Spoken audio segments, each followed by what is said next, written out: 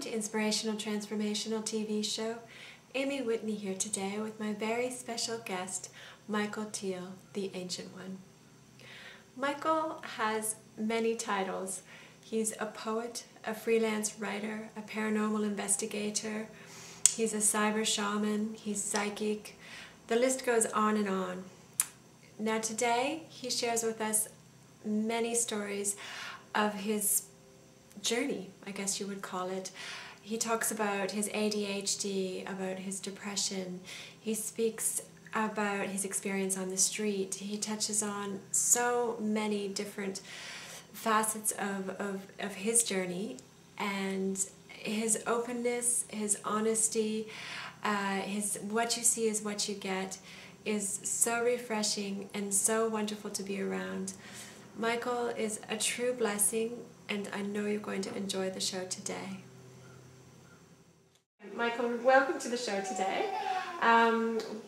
Where I like to start, or where I would like to start, is if you can just give me a little bit of background information about your journey. Now, I've read things that you've said about, being on the path, and you've traveled many roads. So I'll just hand it over to you, and you probably know the best place to start with this story. Well, my name is Micheal.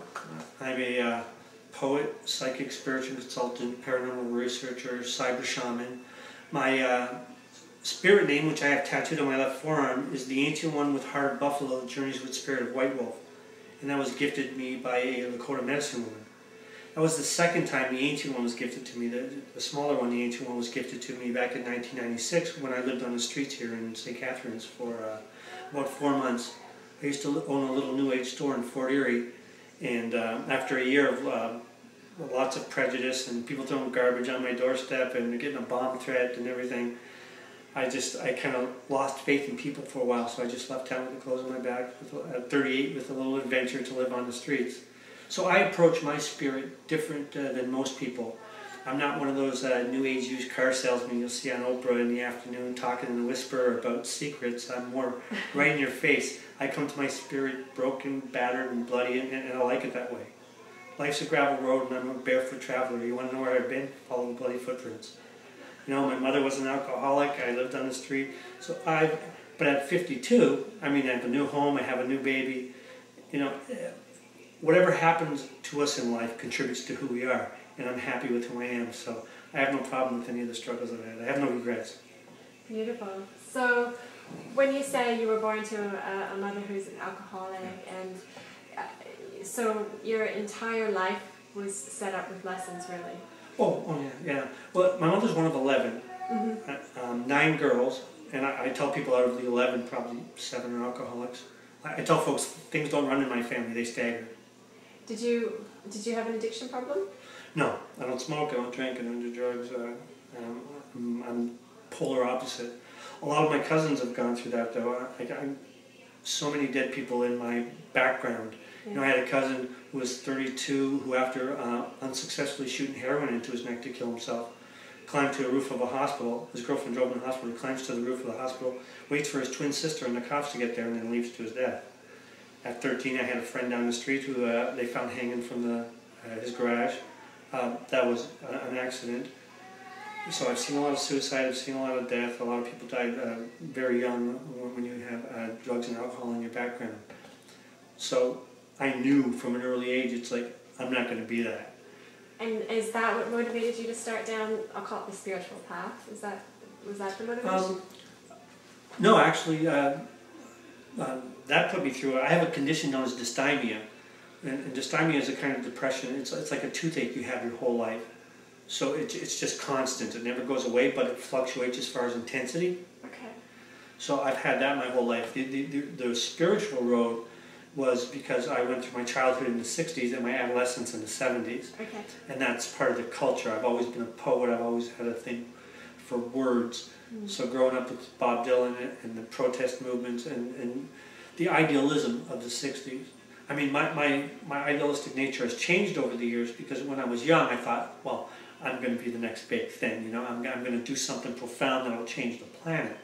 But as you get older, you realize that the planet's a very big thing, and that your impact can be global, but start out small. So it changed from I have to do this grand thing to, if I can touch you in a positive way, and you'll touch somebody else in a positive way, and so on and so forth. And I have clients today, United States, Canada, Australia, England, Turkey, the Middle East, South Africa, you name it, all over the place, without having to leave my house. Beautiful. Hence the word cyber shaman. Okay. Meaning it's somebody who uses their spiritual gifts and modern technology combined. Beautiful.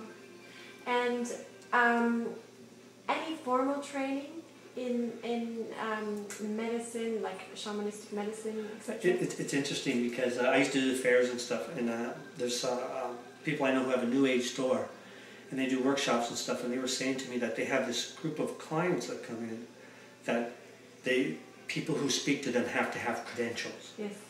And I'm 52, so when I started out, if you had credentials, that was just funny, because how can you have a degree in the unknown? How can you have, you know, Yes. it was that kind of attitude. Back then, you did it because it's who you were. When people ask me how I got into it, I tell them it just followed me around forever, and then one day I went, okay, this is what I'm supposed to do. It's just, there was always something different. Yes. It's like I saw things other people didn't see, I heard things other people, I remember one time, my sister was just like 11, and I'm 10 years older than one sister and 20 years older than the other. Wow. So I was like 21, and she's sitting on the counter in the kitchen at my folks' house, and she's talking to me, and I got a pen and paper, and I write down the next thing she's going to say as she's speaking, and I held it out to her. So it's one of those things, you know, it's just... You were born with it. I was born with it. But it's you know, the portrayal you get on TV and in the movies, and even with some of the practitioners, if you ever hear somebody say I'm 100% accurate, that's just silly. I mean, have you ever met anybody perfect in your life? I mean, it's just not realistic. It's a hit-miss thing. If I could be doing a reading for you right now, but, you know, maybe somebody else's energy who was here yesterday, or somebody else, you know, outside, or it's all about energy for me. Right. That's how I approach life. It's all energy. Can you explain that a bit more to the audience? Well, it's about your own personal... One of the things I try to tell people, and I think this is important, just because I say something so doesn't make it so. It only makes it so for me. Yes. Because we all... Like, I was at Lilydale. Are you familiar with Lilydale? I am, but maybe not. Lilydale is a spiritualist community, over 100 years old, in New York State, about an hour from Buffalo, and everybody who lives there is a registered medium. So they all talk to the dead. And I was there, and they have this thing called a free thinking emporium. So you walk into a room, they hand you a little square piece of paper and a pencil, you write down a question, then when everybody sits down, this lady gets up to a podium, fans out all the questions, reads the first one, steps aside. And then anybody who wants gets up and speaks to it, and you can speak to him, and then it just goes on like that. So I got up about 8 times that night, because the problem I had was everybody was speaking in absolutes. And you have a lot in the New Age spiritual movement where you get people who are supposed to be authorities telling people, well, you have to do this way. You have to. And it just doesn't work like that. So I got up and I used past life as an example. I said, if I'm doing a past life reading for somebody, the first thing I ask them is, do you believe you could have been a tree in a past life? If they say no, I say, you have to go to somebody else. Because it's not my goal or my intent to step on your own belief system. So if you don't think you could have been a tree, then I'm not going to waste your time and insult you, and, you know. But I believe it, that life is energy. Yes. That you continue, but it's your energy that continues, your essence. So you could have been a flower or a dog or any living thing. That's the way I approach it. And because that's what I'm at my core an empath. Okay. So I sense things. It's feeling it. You know, energy bounces off the wall, and I'm one of those people I can just sense in a room. Okay, here's bad news coming. You know. Yeah. Or good news, for that matter. Tell me a little bit about being an empath, because I can sort of relate to that. Have you done all the, you know, white light protection type stuff, or how do you work with it? I've gone through stages over the years. You know, when I was younger, going through my adolescent stage, I'm one of those people that I can get an audience.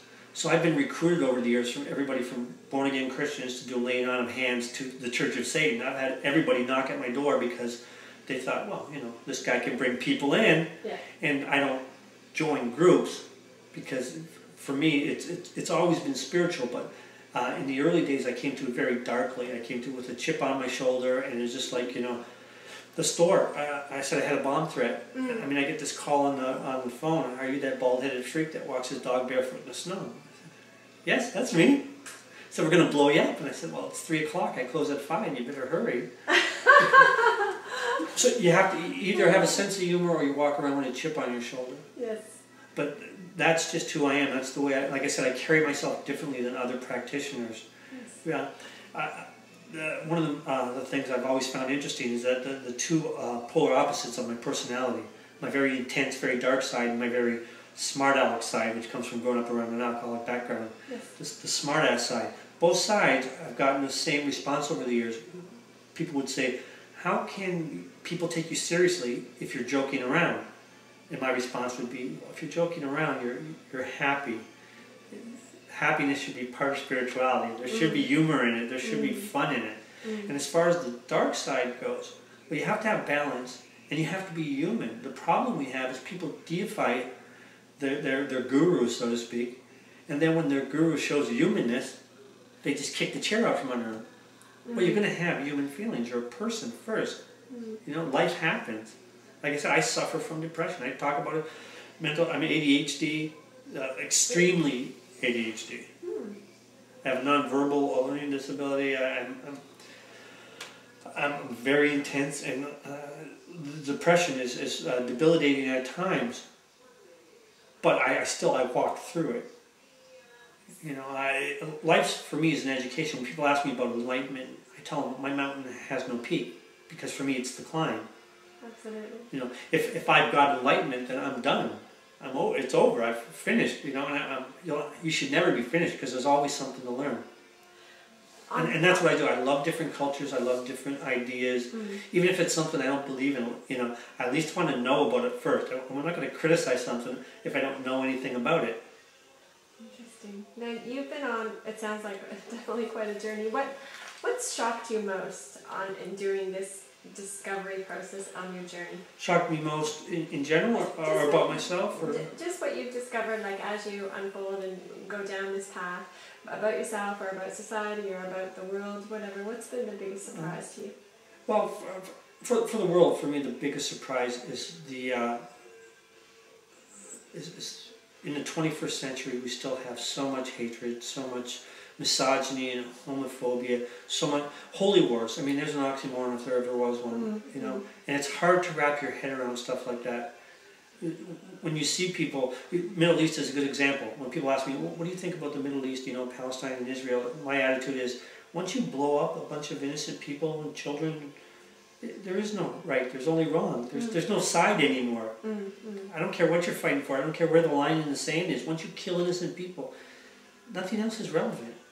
So for me, that's the hardest thing to come to grips with is people's hatred. I used to have a gay roommate, and I remember people coming up to me all the time and saying, aren't you afraid people are going to think you're gay? And I'd say, and that would be bad? How? I mean, I already had my fingernails and toenails painted back then, you know, so I used to get that for that anyways. But it was like, I don't understand the bad part of this. That would be like, it's you know, it's who you are as a person. It makes no difference. So wrapping my head around that, the man in me has always been the kind of person who would walk away from a fight. Like, I've never raised my hand to another person. But if it's somebody else being picked on, I'm usually the guy up in front going, okay, you know, why don't you pick on me instead? Yeah. So that part is still to this day hard to wrap my head around when you see it every day. Especially things like, I wrote a thing on one of my blogs called Let No Man Raise His Hand. And I wrote this after my sister was beaten bloody by her then boyfriend. And 99% of the comments have been positive. But every once in a while you get somebody write in and go, well, you know, women abuse too. And it's like, first of all, it's not the same thing. And secondly, this would be like me writing an article on breast cancer and then somebody writing in and saying, you know, people die of prostate cancer too. Yeah. Yeah, they do, but that's not what I was talking about. Yeah, you missed the point. You missed the point.